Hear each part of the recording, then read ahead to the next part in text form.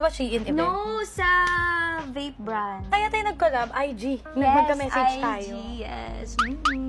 Tapos ito kay Kuya Kong. Ang Ito. naman ang damit niya, ate, compare sa... Ay, hindi, ito pa. Ito yung kay Kong.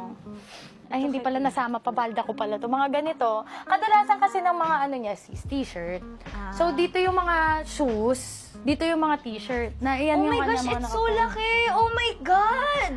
Di ba naharangan pa Ano nila? talaga to? Like walk-in closet talaga to? Pinagawa lang namin na ganito. Pero Guys, dati ang rin ito. laki. Pwede ba kita to? Go.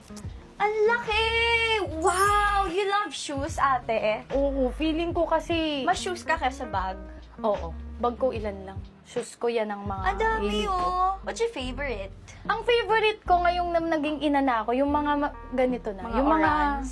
hindi na ganun katataas. Akiten. Oo.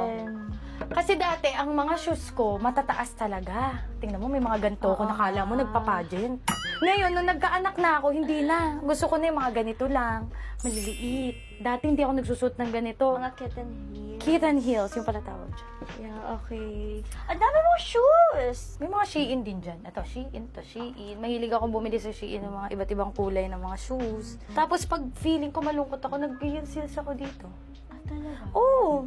Mahilig ako magdamit-damit. Tapos feeling ko basta pag malungkot ako, ang gagato-gato.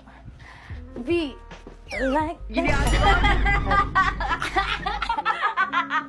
Tatanggal yung postpartum ko sa'yo, Ate B!